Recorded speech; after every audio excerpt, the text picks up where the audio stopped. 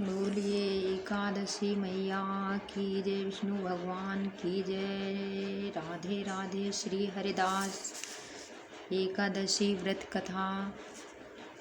युधिष्ठिर ने आदर पूर्वक श्री कृष्ण भगवान को नमन करके कहा, हे जनार्दन, अश्विनी शुक्ला एकादशी क्या है, नाम है। अब आप कृपा करके इसके व्रत की विधि और उसका फल कहिए। भगवान श्री कृष्ण ने कहा, हे युधिष्ठिर, समस्त पापों को नाश करने वाली इस एकादशी का नाम पाप कुंसा एकादशी। इस दिन मनुष्य को विधि पूर्वक भगवान पद्म नाम की पूजा करनी चाहिए। ये एकादशी मनुष्य को मनवांछित फल देकर स्वर्ग प्राप्त कराने वाली है।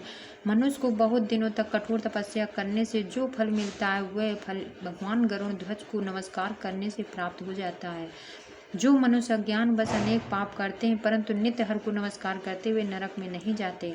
विष्णु के नाम के कीर्तन मात्र संसार के सब तीर्थों के पुण्य का फल मिलता है। जो मनुष्य भक्त वत्सल भगवान विष्णु की शरण में जाते हैं उनको कभी भी यम यातना नहीं भोगनी पड़ती। जो मनुष्य वैष्णव होकर शिव की ओर सैव होकर विष्णु की निंदा करते हैं वे अवश्य नरकगामी होते हैं।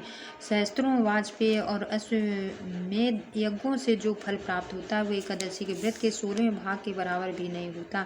संसार में एकादशी व्रत के बराबर कोई पुण्य नहीं, परंतु इस पाप कुंसा एकादशी के समान पवित्र तो तीनों ही लोकों में कुछ भी नहीं है। जब तक मनुष्य पद्मनाभ की एकादशी का व्रत नहीं करते तब तक ही उनकी देह में पाप वास करते हैं। ये एकादशी स्वर्ग, मोक्ष, आरोग्यता, सुंदर स्त्री तथा अन्न और धन देने वाली है। इस एकादशी व्रत के बराबर गंगा, गया, काशी, कुरुक्षेत्र और पुष्कर भी पुण्यवान नहीं। इस एकादशी का व्रत और जागरण करने से मनुष्य विष्णु पद को प्राप्त होता है।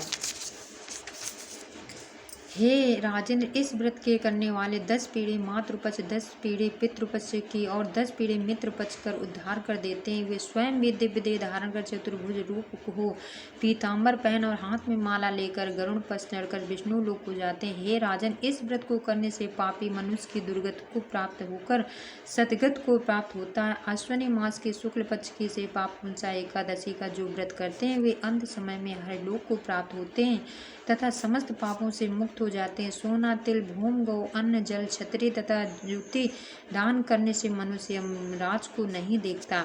जो मनुष्य पुण्य कर्म और एकादशियों के व्रत किए बिना जीवन के दिन व्यतीत करता है वह लोहार की भट्ठी की तरह श्वास लेता है, हुआ भी निर्जीव के समान है। हे निर्धन, मनुष्यों को भी अपनी शक्ति के अनुसार दान करना चाहिए तथा धन वालों को सरोवर, बाग, धर्मशाला, गोदान, मकान आदि बनवाकर दान करने चाहिए। ऐसे मनुष्यों को यम का द्वार नहीं देखना पड़ता तथा संसार में दीर्घायु, धानियाँ, कुलीन और रोग रहित रहते हैं।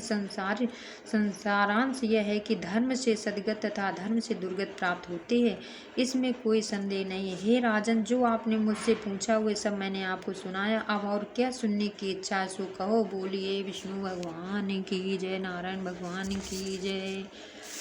ओम जय जगदीश हरे, स्वामी जय जगदीश हरे। भक्ति जनों के संकट क्षण में दूर करे।